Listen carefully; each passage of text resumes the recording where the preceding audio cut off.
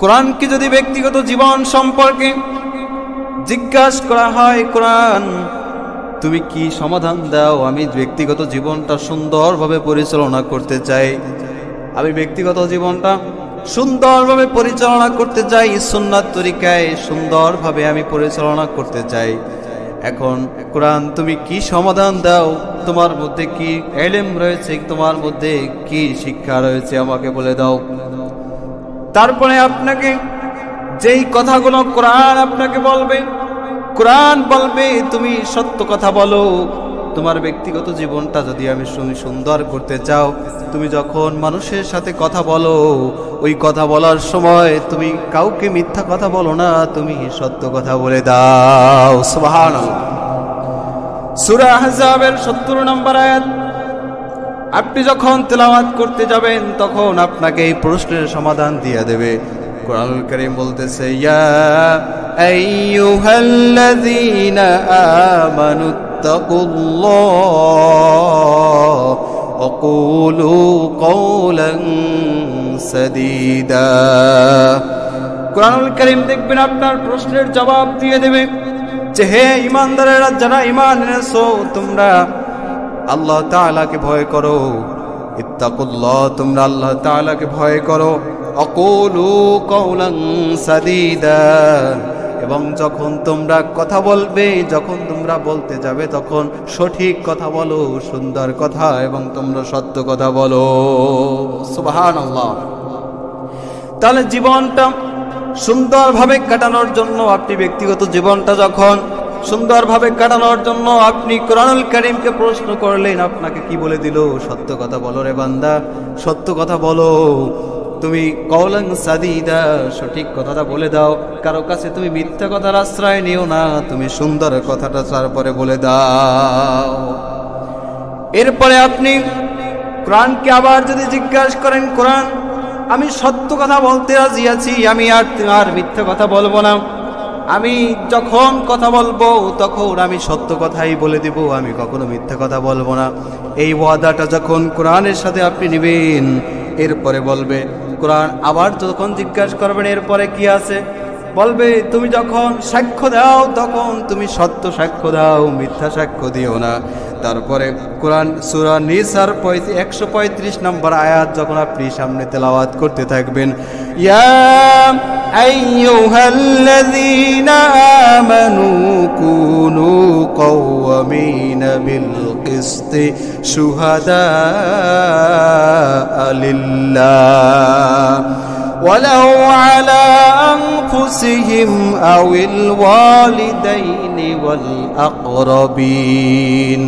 কুরআনুল কারীম বলতেছে, হে ঈমানদারেরা, যারা তোমরা ঈমান এনেছো, যারা আল্লাহ তাআলাকে বিশ্বাস করো, তোমরা যখন কারো ব্যাপারে সাক্ষী দিতে যাও, তোমরা যখন সাক্ষী দাও, তখন তোমরা আল্লাহর জন্য সঠিক সাক্ষী দাও। তোমরা ন্যায়ের পথে থাকো, তোমরা ইনসাফ বজায় রাখো, তোমরা ন্যায় সঙ্গত চলাফেরার চেষ্টা করো। এরপরে ওয়ালাউ আলা আনফুসিহিম আওয়াল ওয়ালিদাইনি ওয়াল আকরাবিন, যদিও তোমার নিজের বিরুদ্ধে চলে যায়, যদিও তোমার মা বাবার বিরুদ্ধে চলে যায়, যদিও তোমার নিকটস্থ আত্মীয় স্বজনদের বিরুদ্ধেও চলে যায়, তারপরেও তুমি যখন সাক্ষী দাও, তখন তোমরা সত্য সাক্ষ্য দিয়ে দাও। সুবহানাল্লাহ। কোরআন কি বললেন সত্য সাক্ষ্যের ব্যাপারে? তোমার নিজের বিরুদ্ধে যায় যাক, তোমার মা বাবার বিরুদ্ধেই যায় যাক, তোমার নিকটস্থদের বিরুদ্ধেই যায় যাক, তারপরেও মিথ্যা কথা বলা যাবে না।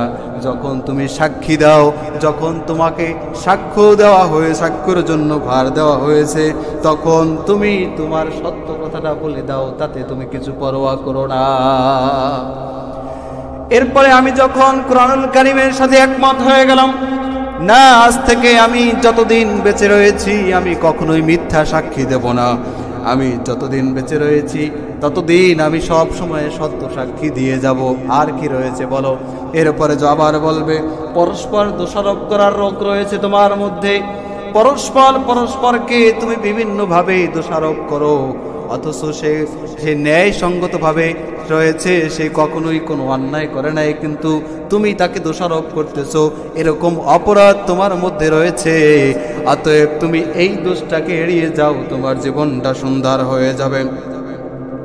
সূরা হুজরাতের 11 নম্বর আয়াতের ভিতরে আল্লাহ রাব্বুল আলামিন কুরআনুল কারীমে বলেছেন, ওয়ালা তালমিযু আনফুসাকুম ওয়ালা তানাবাযু বিল আলকাব। আল্লাহ রাব্বুল আলামিন এই প্রশ্নের সমাধানে কি বলেছেন একটু জেনে নেন। যে একে অপরকে দোষারোপ করা হয়, আপনি অপরাধ করেন নাই, তারপরেও আপনাকে অপরাধী বানানো হয়, আপনাকে অপরাধ করানোর মতো বানানো হয়। আপনি অপরাধ করলেন না, তারপরেও দোষারোপ করা হয়। এই রোগ যদি থাকে, কুরআনুল কারীম বলতেছে তুমি এই রোগ থেকে তুমি দূরে সরে আসো। ওয়ালা তালমিযু আনফুসাকুম, তোমরা একে অপরের দোষারোপ করো না। এখন সমাধান দিতেছে যে তোমরা একে অপরের দোষারোপ করো না। দোষ করে নাই কিন্তু তারপরেও দোষারোপ করতেছো যে দোষ করেছে। এরপরে কি বললেন? ওয়ালা তানাবাযু বিল আলকাব, যে তোমরা একে অপরে মন্দ নামে ডেকো না। কুরআনুল কারীমে বলতেছে কি একে অপরকে মন্দ নামে ডেকো না। তাহলে মন্দ নামে ডাকা কি সুন্নত নাকি না ওয়াজিব না ফরজ? মন্দ নামে ডাকা বরং সে গুনাহে কবিরা হবে, যেহেতু কুরআনুল কারীমে বলেছেন ওয়ালা তানাবাযু বিল আলকাব, তোমরা একে অপরকে মন্দ নামে ডেকো না। তাহলে দোষারোপ করতে নিষেধ করেছে কোরআন। জীবনটা সুন্দর করার জন্য, সুখময় করার জন্য, সমাজে সুষ্ঠুভাবে শান্তি প্রতিষ্ঠা করার জন্য কি করতে হবে? আপনাকে আমাকে দোষারোপ করা যাবে না অপরকে। যে যতটুকু করেছে গুণ কীর্তন করি, প্রশংসা করি, দোষ চর্চার কোনো বিধান কুরআনুল কারীমে দেওয়া হয় নাই। বরং আরো পিছনে বসে যদি আমি দোষ চর্চা করে যাই, এটা বরং আরো গীবত হয়ে যায়। আল্লাহ রাব্বুল আলামিন গীবত করাকে হারাম করে দিয়েছেন। কুরআনুল কারীমকে সুন্দরভাবে কুরআনুল কারীমে বিধান দেওয়া হয়েছে যে তোমার সুন্দরভাবে ব্যক্তিগত জীবনটাকে পরিচালনা করার জন্য, সমাজে শান্তি নিয়ে আসার জন্য কি করতে হবে? একে অপরে তোমরা যে গীবত করো, এই গীবত থেকে দূরে চলে আসো। গীবত করা যাবে না। একে অপরের যেই দোষ রয়েছে, একজন ব্যক্তির মধ্যে আসলে দোষ রয়েছে, এই দোষটাকে চর্চা করা, এটাও কিন্তু গীবত। এখন কেউ আছে আন্তর্জাতিক পর্যায়ের অপরাধী, সে আন্তর্জাতিক পর্যায়ের অপরাধী বোঝেন, যেমন এমন একজন মানুষ যার মাধ্যমে হাজার হাজার লাখ লাখ মানুষ ঈমান হারা হয়ে যাচ্ছে, ইবাদত নষ্ট হয়ে যাচ্ছে, এমন মানুষের বিরুদ্ধে বলে তারপর জাতিকে সজাগ করা, সেটা আবার বিধান রয়েছে। কারণ ইনি হচ্ছে মানুষের ঈমান নষ্ট করতেছে, ইসলাম নষ্ট করতেছে, আমল নষ্ট করতেছে। এর দোষ বলা বরং এটা গীবত নয়। আমরা অনেক সময় অনেক বেদাতি, এরপরে অনেক মুশরিকের বিরুদ্ধে আমরা কথা বলি, এটা কিন্তু আবার এরা কিন্তু গীবত হবে না। কারণ এর কাছে লোক গেলে মানুষের ঈমান নষ্ট হয়ে যায়, আমল নষ্ট হয়ে যায়। এর থেকে বিরত রাখার জন্য, এর সোহবাত থেকে দূরে রাখার জন্য আমরা কখনো কখনো এরকম কিছু গীবত কোন মানুষের করে থাকি। এটা আবার এই গীবত করা আবার ওয়াজিব। এখন আপনি আমি যে গীবতগুলো করি, যেমন আমার এলাকার বিভিন্ন মানুষ রয়েছে, তারা কি কি অপরাধে জড়িত আছে, দোকানে বসে বসে, নিরিবিলি মাঠে বসে বসে এরপরে এগুলো বলা বলি করা, এগুলো হচ্ছে গীবত, এগুলো কবিরা গুনাহ।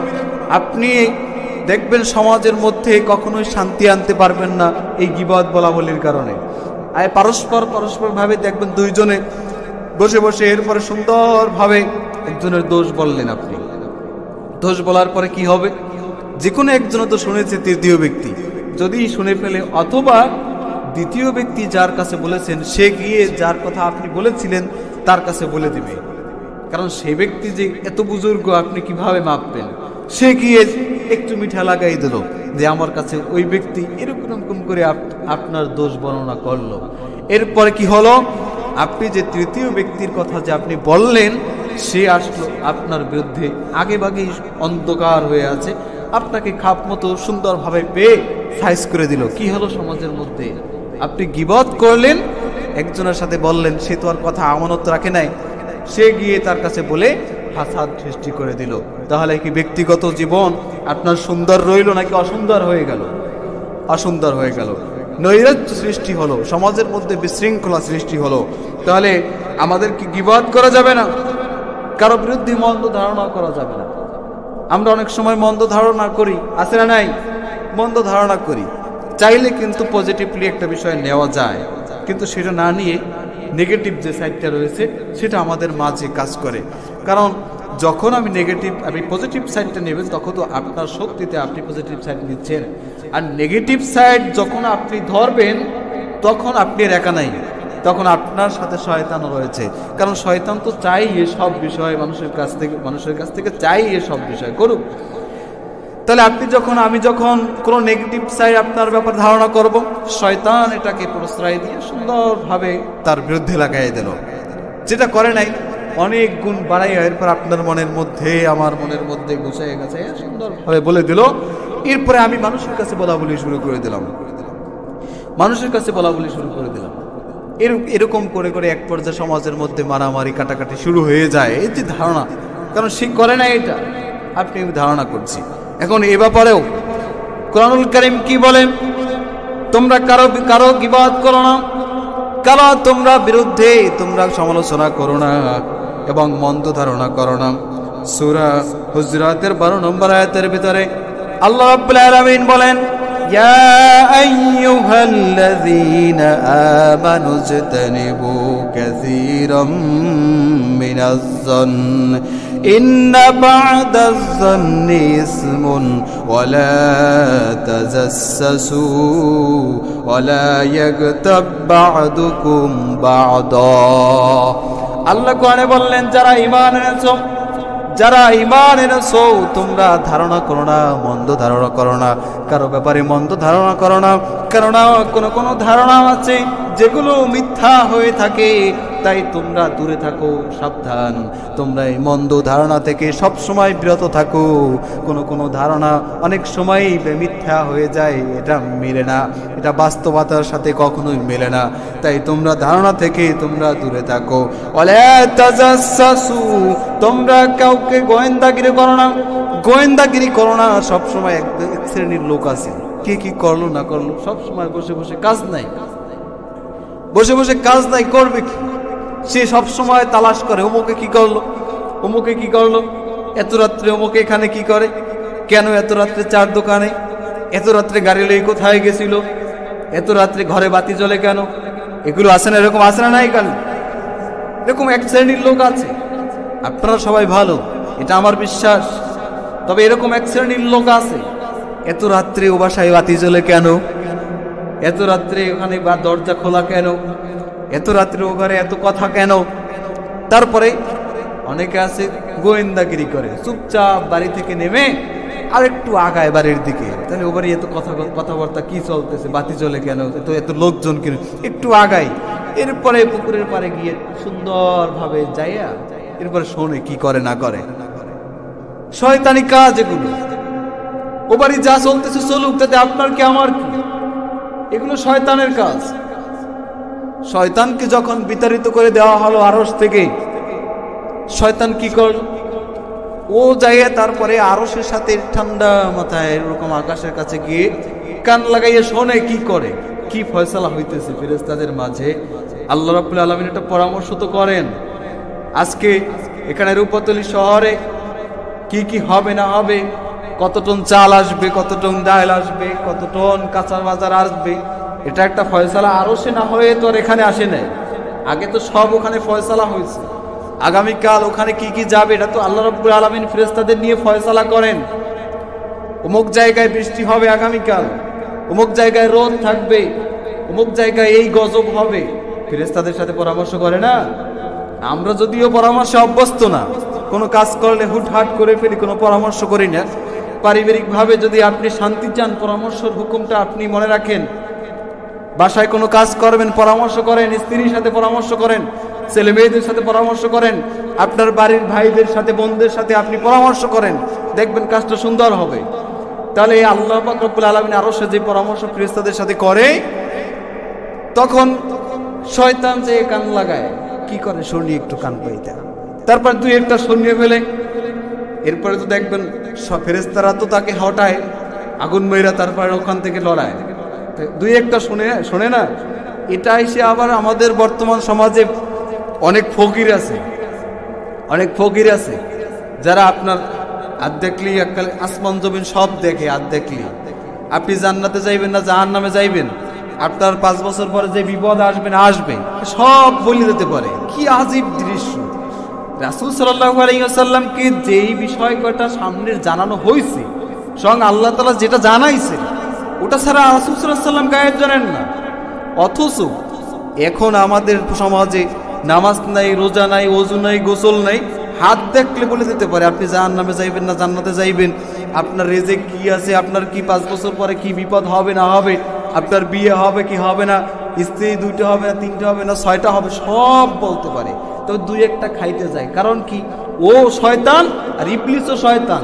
ওই শয়তানের বন্ধুত্ব আছে না, ওর কানে আইসা ওই যে আরো সে যাইয়া আগুন মারার আগে যে 2-1টা শুনছে, এইটা কোনো মতে আইসা ফকিরের কাছে বলে দেয়। এরপরে ওই 2-1টা বলে, আরে আল্লাহ রে, এটি বাস্তব, আগামীকাল অমুক জায়গায় বৃষ্টি পড়বে, তাই এদি ফকিরে বলে দিল। ঘটনা কি? এর মালিক, তাই এর পায়ে সেজদা দেবো না দিমু কার পায়ে সেজদা, বাস হয়ে গেছে, ভক্ত হয়ে গেছে। তাই এই যে গোয়েন্দাগিরি করা, বলতেছিলাম, এই যে গোয়েন্দাগিরি করা, দেয়ালে ঘর দুয়ারতে আটকাই এরপরে আলোচনা করতেছে। আপনি যে দেয়ালের পাশে কান লাগাইয়া ঠান্ডা মাথায় শীতের মধ্যে চাদর মোড়া দিয়া এরপরে সুন্দরভাবে শুনতেছেন কি হচ্ছে না হচ্ছে। আইসা ও ঘর থেকে সংবাদ ফাঁস হওয়ার আগেই বাজারে ফাঁস। ও ঘরের মানুষ দেখে যে রাত্রে আলোচনা করলাম, গভীর রাত্রে দরজা বন্ধ কইরা, বাজারে ভাইরাল। ঘটনা কি? এই কাজটা যে করছে কত বড় নিকৃষ্ট এক কাজ করছে, ওই শয়তানের মতো কাজ করছে। ঠিক কিনা বলেন? তাহলে গোয়েন্দাগিরি করা যাবে? ওয়ালা তাজাসসু, কোরআনে বলা হয়েছে তোমরা গোয়েন্দাগিরি করো না, অন্যের দোষ তালাশ করতে যায় না। অমুক ব্যক্তি নামাজ পড়ছে, সেটা কি চোখে বাজে না? অমুক ব্যক্তির স্ত্রী পর্দায় রাখে, সেটা কেন প্রচার করো না? অমুক ব্যক্তি দান সদকা করে, এটা কেন প্রচার করেন না? অমুক ব্যক্তি সত্য কথা বলে, এটা কেন প্রচার করেন না? একটা দোষ করছে, সেটাই প্রচারের জন্য আপনি ফ্রি সার্ভিস দিচ্ছেন। কারণ কি? এই সব কাজ আল্লাহ তাআলা নিষেধ করেছেন যে তোমরা গোয়েন্দাগিরি করো না, তোমরা মানুষকে একে অপরের গীবত বলো না, দোষ বলা বলি করো না। এটা আপন তুমি কি, আল্লাহ রাব্বুল আলামিন বলেন, তুমি কি চাও যে তোমার ভাইয়ের তাজা গোশত তুমি খাও? এটা কি তুমি চাও? এটা কেউ চায় না। আল্লাহ আবার বলছেন যে তোমরা এটা নিশ্চয়ই অপছন্দ করো। কিন্তু এক ভাইয়ের দোষ চর্চা করার পিছনে বসে গোশত খাওয়ার মতো, তার ভাইয়ের গোশত খাওয়ার মতো, তাহলে আমরা কি এই কাজটা করব? এটা করব না। তাহলে কোরআন আমাদের জন্য সমাধান দিয়েছে। ব্যক্তিগত জীবন সুন্দর করার জন্য কোরআন বলল তোমরা গোয়েন্দাগিরি করো না, একে অপরের দোষ চর্চা করো না। তাহলে এতে সমাজে শান্তি আসবে না, সুন্দর হবে না সমাজ, বরং আরো বিশৃঙ্খলা সৃষ্টি হবে। তাই আমাদেরকে এই যে গুণগুলো রয়েছে, এই যে দোষগুলো রয়েছে, এইগুলো আমল যদি আমরা করতে পারি, সমাজের মধ্যে শান্তি আসবে, পরিবারের মধ্যে শান্তি আসবে, আমার ব্যক্তিগত জীবনটা সুন্দর হয়ে যাবে, ব্যক্তিগত জীবনে আর কোনো ফাসাদ সৃষ্টি হবে না। তাহলে কোরআনকে এই প্রশ্নগুলো করতে হবে। আপনি আমি যদি কোরআন না পড়ি, কোরআন সম্পর্কে ইলম না থাকে, তাহলে কেমনি বুঝবেন যে এই জিনিসগুলো নিষেধ করেছে? আমরা এই যেই কয়টা বিষয় অল্প সময়ের মধ্যে আলোচনা হলো, ইনশাআল্লাহ আমরা চেষ্টা করব প্রত্যেকটা বিষয় যেন আমরা আমলে নিয়ে আসতে পারি। আলোচনা শোনা পর্যন্ত সীমাবদ্ধ রাখবেন না, আমলে নিয়ে আসবেন। সত্য কথা বলা যাবে ইনশাআল্লাহ, সবাই আজ থেকে সত্য কথা বলবো। এরপরে যখন সাক্ষ্য দেব, সত্য সাক্ষী দেওয়া যাবে তো? আল্লাহ বলছেন তোমার নিজের বিরুদ্ধেও যদি যায়, তোমার মা বাবার বিরুদ্ধেও যদি যায়, তোমার নিকটস্থদের বিরুদ্ধেও যদি যায়, তারপরেও সত্য সাক্ষী দাও, মিথ্যার আশ্রয় নিও না। আমল করা যাবে ইনশাআল্লাহ। সব সময় জীবন থাকে আর জীবন যায়, সত্য সাক্ষী দেব, কখনোই এর বিপরীতে যাওয়া যাবে না। পরস্পর দোষারোপ করার দোষ, এই যে রোগটা আমাদের মধ্যে রয়ে গেছে, আমরা কখনোই পরস্পর দোষারোপ করব না। আমল করতে রাজি আছি ইনশাআল্লাহ। তাই আমরা কখনোই পরস্পরকে দোষারোপ করব না, গীবত করব না, মন্দ ভাষায় কথা বলবো না, কাউকে মন্দ নামে ডাকবো না। পারবো ইনশাআল্লাহ? যার যা নাম সেই সুন্দর নামটা ডাকবো, কখনোই আমরা মন্দ নামে ডাকবো না। আব্দুর রহিম, রহিম না, এরকম বলে কি বলে না? অথচ দেখেন কত সুন্দর নাম, আব্দুল জব্বার, আর বলে কি তা তো আপনারাই জানেন। আব্দুল সালাম, আপনারাই জানেন কি ডাকে এটাকে। তাই এরকম মন্দ নামে ডাকাটা কবিরা গুনাহ, আমরা কখনোই মন্দ নামে ডাকবো না। এই কোরআনুল কারীমে নিষেধ করা হয়েছে, আমরা চেষ্টা করবো ইনশাআল্লাহ এই আমলগুলো করতে চেষ্টা করব।